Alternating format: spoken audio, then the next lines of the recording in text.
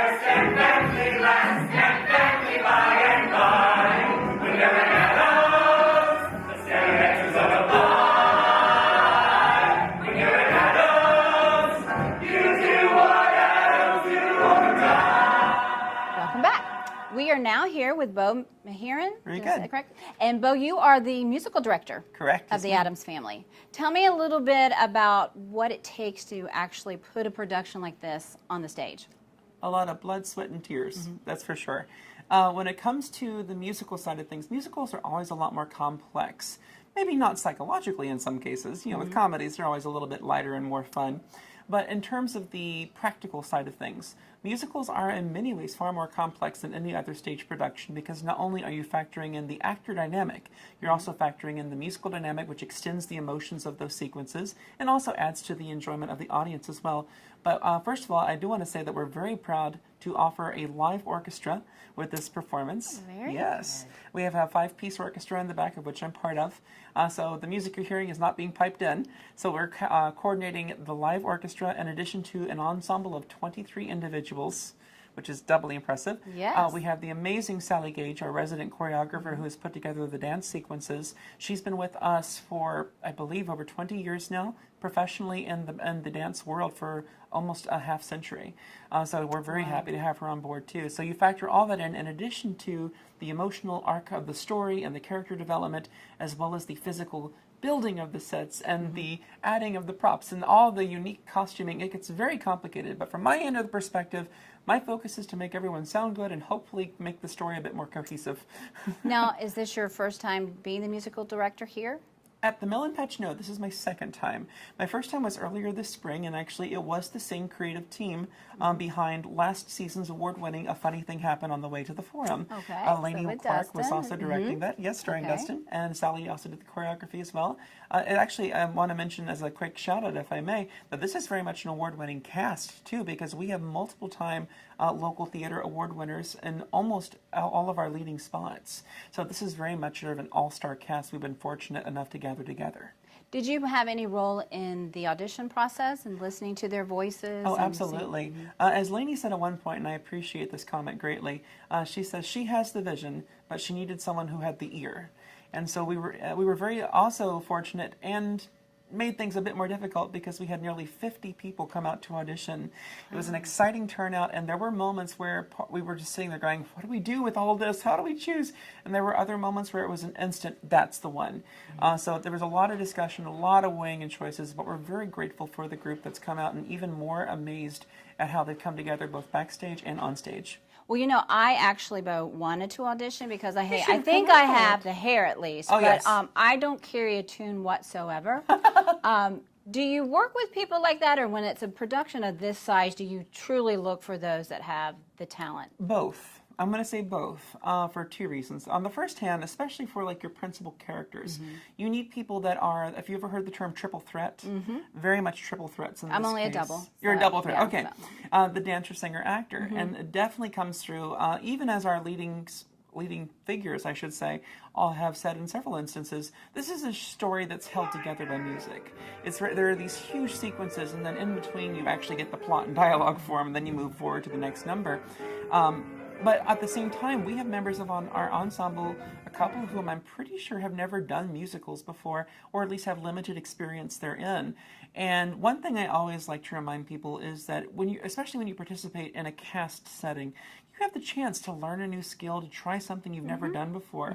And I always tell my cast, any form, I've worked in multiple capacities in different forms of directing, different forms of designing, and I always let them know at the very beginning that if you don't walk away from the experience having learned something new, you really haven't had the full benefit of the experience. So by all means, if you ever feel like maybe I'm not the best singer, that's okay, because in community theater especially, it's your chance to stretch your skills and find out maybe there's something you can do that you never thought you could. Well, that's great advice. I'll try that next time. Now, if you had to pick one thing that you thought the audience would walk away with, what would that be? In terms of which aspect?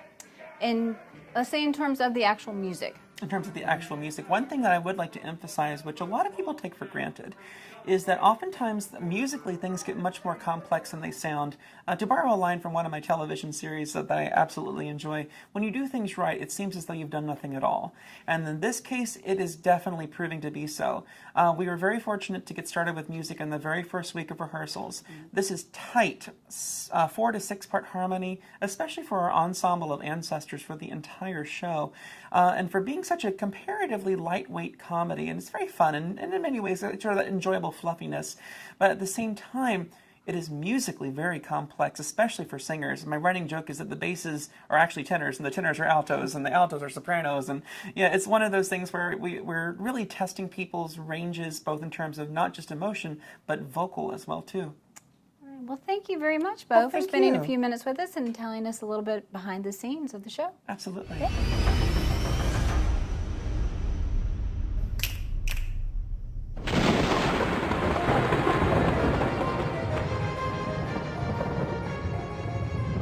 We are tight-knit, Dysfunctional.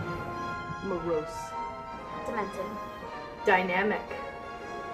The Addams as a family is a very difficult concept because everybody thinks immediately of the spooky, creepy, all of those things that go along with the Addams family, which is great. It's a wonderful aspect of the Addams family.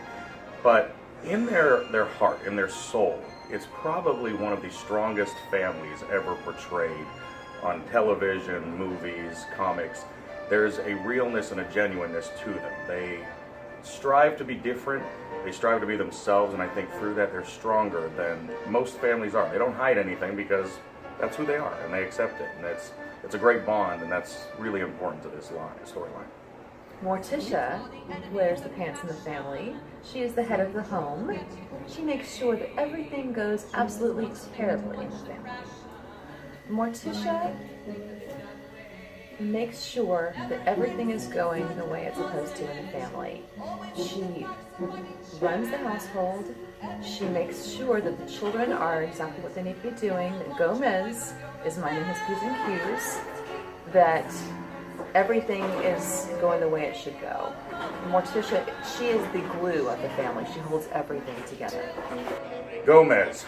Gomez is a very, especially in this portrayal of Gomez, is a very deep character. You think of him superficially as being the goofy, yet sometimes suave character, but he's a father first. He's a father and he's a husband, and that theme is very much played up within this show. Something you don't always get from some of the other interpretations, but he wants his family to be happy, and that's his biggest thing, is how can he make his family happy and find his own happiness in the midst of it all. Who is Wednesday? Oh man, I wouldn't say that she is one in the middle of an identity crisis at the moment, but it almost seems so, as she is not necessarily having to choose, but she's figuring out like she likes a boy. That is what drives the entire musical. Something is happening. I don't know if it's having to do with hormones. I don't think she's been in this position before. She does have a tendency towards darker, more unconventional avenues than most people do. Her hobbies include, shooting things out of the sky with a crossbow, for instance, for one thing.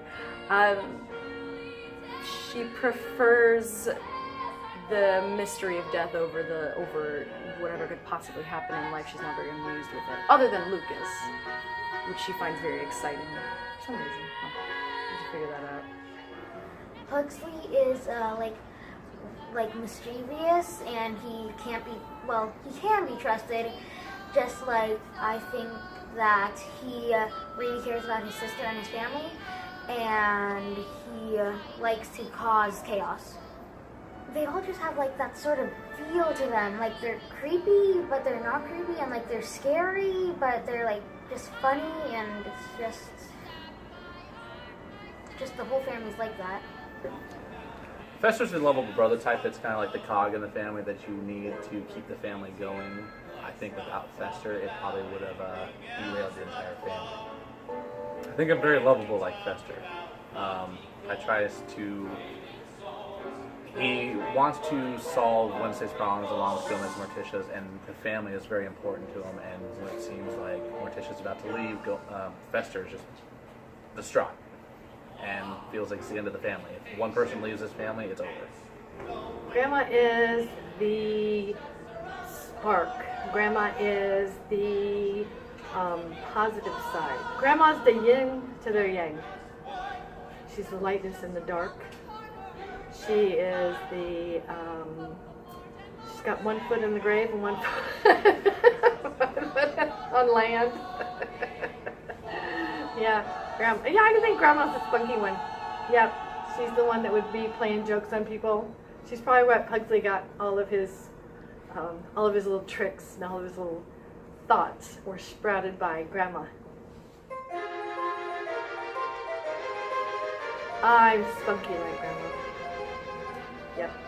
Positive, excited. Because I have like 2 sisters and I care about them somewhat. And I just like to cause chaos sometimes. Just sometimes. We are alike in that we don't always get along with the outside world and what it demands of us. Why do I need to be happy all the time?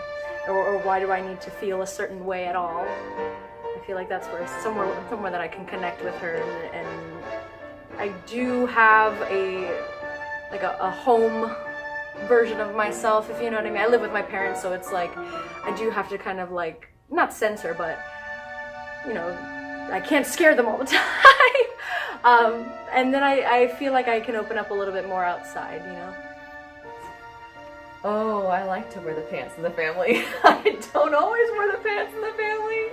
My husband doesn't like it, but I like it.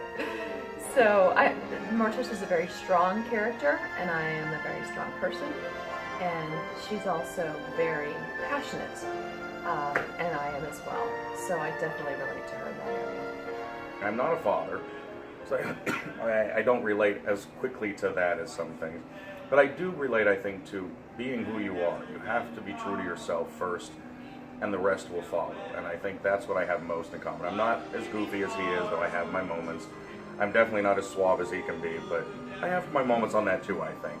But really, when it comes down to its core, it's being who you are and being happy with that and finding your own internal moment.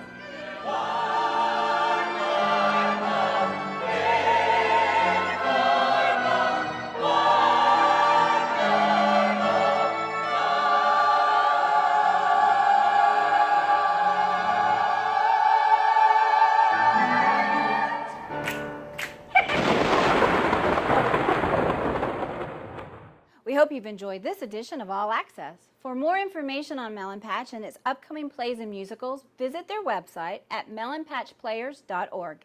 Until next time.